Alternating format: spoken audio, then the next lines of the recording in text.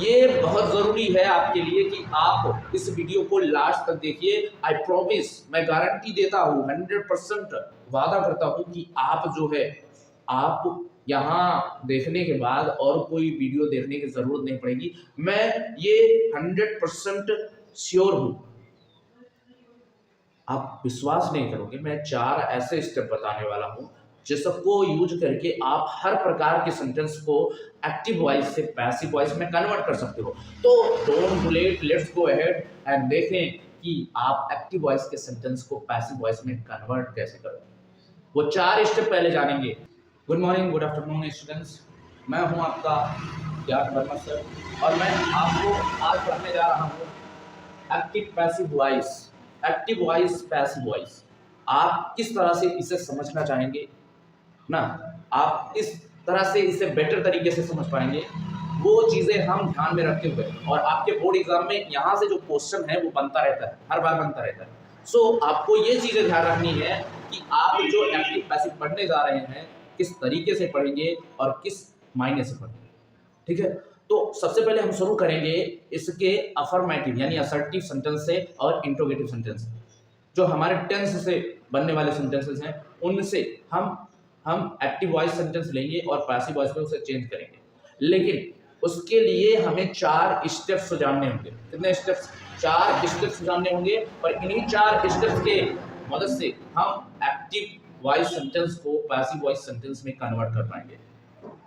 तो और वो 4 स्टेप हम आपके सामने ही लिखने वाले हैं। तो पहला एक स्टेप है हमारे सेंटेंस में, मान लीजिए सब्जेक्ट यहाँ पर है और ऑब्जेक्ट यहाँ पर है, ऑब्जेक्ट यहाँ पर है। ठीक है, अब आपको क्या करना है, इस सब्जेक्ट को पीछे, इस सब्जेक्ट को ले जाकर ऑब्जेक्ट के स्थान पर लिखना है बाई के साथ ऑब्जेक्टिव केस में। कौन से केस में? ऑब्जेक्टिव केस में।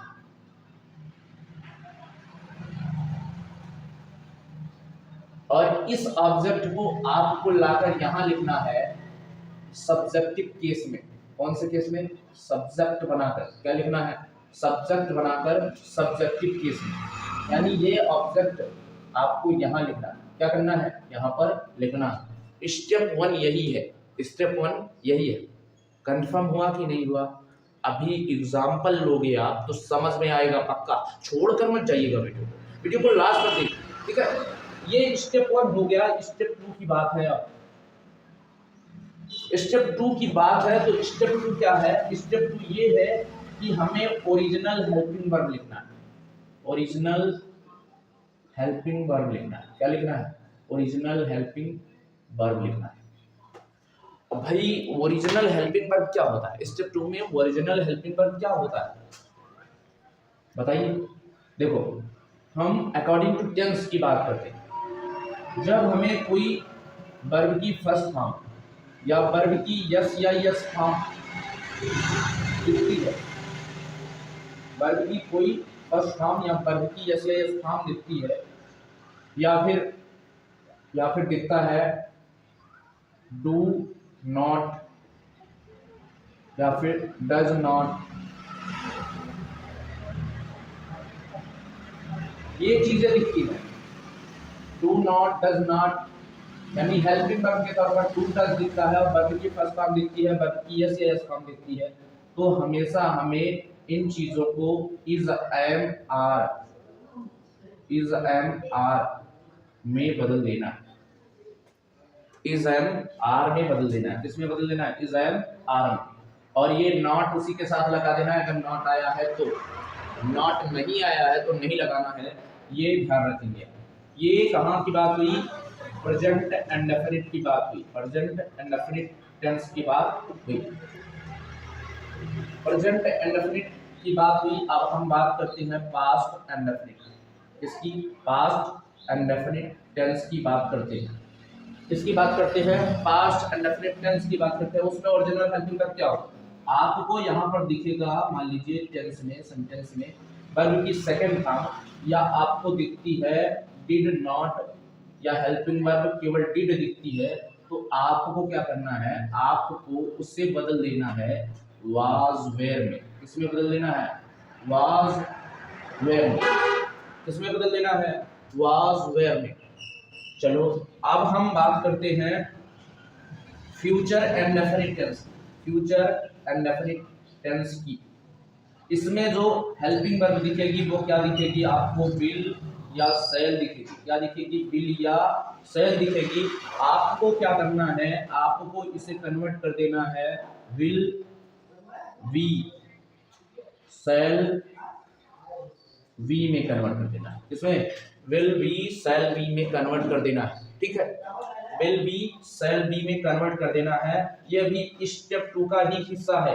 अब स्टेप 2 के हिस्से में आपको कंटीन्यूअस टेंस पर ध्यान देना है, चाहे वो पास्ट का हो चाहे वो फ्यूचर का हो, ठीक है, चाहे वो प्रेजेंट का हो। कंटीन्यूअस टेंस की जो हेल्पिंग वर्ब होंगी, आपको क्या दिखेगा एक्टिव वॉइस सेंटेंस में, आपको दिखेगा, मान लीजिए इज एम आर, कहाँ दिखता है एक्टिव वॉइस सेंटेंस में, आपको दिखता है वाज वेयर, क्या दिखता है, वाज वेयर। तो आपको क्या करना है, आपको इसके साथ बीइंग जोड़ देना है, क्या जोड़ देना है, प्लस बीइंग, इन्हीं के साथ आपको क्या कर देना है, बीइंग जोड़ देना है। ये क्या बन जाएगी, ओरिजिनल बन जाएगी। एग्जाम्पल के तौर पर आप देखिए, एग्जाम्पल के तौर पर इज बीइंग, इज बीइंग क्या है, ओरिजिनल हेल्पिंग वर्ब है। इज बीइंग क्या है, ओरिजिनल हेल्पिंग वर्ब है। स्टेप 2 के तहत ही है। अभी हम सारे परफेक्ट टेंस देखने वाले हैं। परफेक्ट टेंस के जो सेंटेंस होंगे उनमें ओरिजिनल हेल्पिंग वर्ब क्या होगी, ठीक है। अभी आपको देखना है कि उसमें क्या दिखेगा, उसमें दिखेगा आपको हैज, हैव, हैड, और क्या दिखेगा, will have, shall have, will have, shall have दिखेगा। तो आपको क्या करना है, ध्यान दो, आपको करना है इन्हीं के साथ जोड़ देना है बीन, क्या जोड़ देना है, बीन जोड़ देना है, क्या जोड़ देना है, बीन जोड़ देना है। और बीन जोड़ने के बाद ये एग्जांपल देख लेते हैं कैसे बीन जोड़ देना है। एग्जांपल जैसे हैज बीन बन गया, ये ओरिजिनल हेल्पिंग वर्ब जो पैसिव वॉइस में आप यूज करेंगे, ठीक है। अगर आपको ये सब दिखता है तो आपको क्या कर देना, उनके साथ बीन जोड़ के इस तरीके से लिख देना है और ये ओरिजिनल हेल्पिंग वर्ब हो जाएगी। ये स्टेप 2 में है। इतना काम करने के बाद अब जो परफेक्ट कंटीन्यूअस टेंस बचा है उसकी तो उसका पैसिव वॉइस बनता ही नहीं, ठीक है, आप ये ध्यान रखें। अब हम बात करेंगे स्टेप नंबर 3 की, इसकी बात करेंगे स्टेप नंबर 3 की। कौन से स्टेप की, 3 की। स्टेप नंबर 3 क्या कहता है, हमेशा वर्ब की थर्ड फॉर्म लिखना है। क्या लिखना है, हमेशा वर्ब की थर्ड फॉर्म लिखना है, थर्ड फॉर्म लिखना है, ठीक है। स्टेप नंबर 3 इतना छोटा है, आपको हमेशा क्या करना है, वर्ब की थर्ड फॉर्म लिखना है। और स्टेप नंबर 4 देखो स्टूडेंट, स्टेप नंबर 4 आप देखो, आई वी। स्टेप नंबर 4 में क्या करना है, सेंटेंस बिल्कुल वैसा रखना है, सेंटेंस बिल्कुल वैसा रखना है, बिल्कुल वैसा रखना है, वैसे रखना है जैसे है। कहने का ये मतलब है कि सेंटेंस अगर अफर्मेटिव का है तो आपको अफर्मेटिव ही रखना है, सेंटेंस अगर नेगेटिव है तो आपको नेगेटिव ही रखना है, सेंटेंस अगर इंट्रोगेटिव है तो इंट्रोगेटिव ही रखना है, यस नो टाइप इंट्रोगेटिव है तो यस नो टाइप इंट्रोगेटिव ही रखना है, WH टाइप इंट्रोगेटिव है तो WH टाइप इंट्रोगेटिव ही रखना है। समझ पा रहे हो? चलो इतना अगर आपने समझ लिया है तो जल्दी से आप स्क्रीनशॉट ले लीजिए या इसे जल्दी से वीडियो रोक के नोट कर लीजिए, क्योंकि अब जब एग्जांपल करवाएंगे, ये 4 स्टेप हैं आपके, मैंने कहा था 4 स्टेप है ना आपके पास, तो ये 4 स्टेप आपके काम आएंगे। अभी जब आप चेंज करना क्या करोगे, एक्टिव से पैसिव वॉइस में चेंज करना शुरू करोगे, इनको देख के ही आपको समझना है सेंटेंस को, ठीक है। तो जल्दी से नोट कर लीजिए। हमने क्या किया, वो 4 स्टेप समझ लिए जिनका यूज करके हम क्या करने वाले हैं, एक्टिव सेंटेंस को पैसिव वॉइस में बदलने वाले हैं। तो हम एक एक्टिव वॉइस सेंटेंस लेते हैं और आपको एक एग्जांपल करवा कर दिखाते हैं, ठीक है। एक्टिव वॉइस सेंटेंस लेते हैं, जैसे C writes a letter, C writes a letter. आपको ये चीजें ध्यान रखनी है, ये आपको सब्जेक्ट पहचानना आना चाहिए। क्या पहचानना आना चाहिए? सब्जेक्ट पहचानना आना चाहिए, ऑब्जेक्ट पहचानना आना चाहिए। हम पहले स्टेप पर आएंगे। पहला स्टेप ये देख सकते हैं आप, है ना। सब्जेक्ट को क्या बनाना है? बाई के साथ ऑब्जेक्टिव केस लिखना है। ऑब्जेक्ट लिखना है यानी ऑब्जेक्टिव केस में लिखना है, उसी सब्जेक्ट को ऑब्जेक्टिव केस में लिखना है। यहाँ पर हमारा सब्जेक्ट ये रहा हमारा सब्जेक्ट। इंग्लिश सेंटेंस में जो पहला वर्ड होगा लगभग वही क्या होगा? सब्जेक्ट होगा। बस ये ध्यान रखना कि वो क्या होना चाहिए? एक नाउन या प्रोनाउन होना चाहिए, ठीक है। अब ये हमारा सब्जेक्ट हो गया। अब उसी में क्या है कि हमें ऑब्जेक्ट भी पहचानना है। तो आप देखेंगे मेन वर्ब के बाद हमारा ये क्या है? ऑब्जेक्ट है। मैं ये मानकर चलता हूं कि आप ऑब्जेक्ट और सब्जेक्ट पहचानना जानते हैं, ठीक है। ये हमने सब्जेक्ट पहचान लिया, ये हमने ऑब्जेक्ट पहचान लिया। स्टेप 1 कहता है कि ऑब्जेक्ट को क्या बना देना है? नया सब्जेक्ट बना देना है। क्या बना देना? न्यू सब्जेक्ट बना देना है। और सब्जेक्ट को क्या बाई के साथ ऑब्जेक्ट बना देना है, ऑब्जेक्टिव केस में लिखना है। क्या करना है? ऑब्जेक्टिव केस में लिखना है। तो ये हमारा ऑब्जेक्ट है, इसको हम क्या करते हैं? एक नया सब्जेक्ट बना देते हैं, ठीक है। और ये हमारा सब्जेक्ट है, इसको क्या कर सकते हैं? हम बाई के साथ ऑब्जेक्ट बना देते हैं। बाई ऑब्जेक्टिव केस क्या होता है? सी का हर होता है। क्या होता है? हर, ठीक है। अब ये काम हो गया। स्टेप 1 हमारा क्या हो गया? कंप्लीट हो गया। स्टेप 1 के बाद अब कहां पर आना है? स्टेप 2 पर आना है। ओरिजिनल हेल्पिंग वर्ब यूज करना है। क्या यूज करना है? ओरिजिनल हेल्पिंग वर्ब यूज करना है।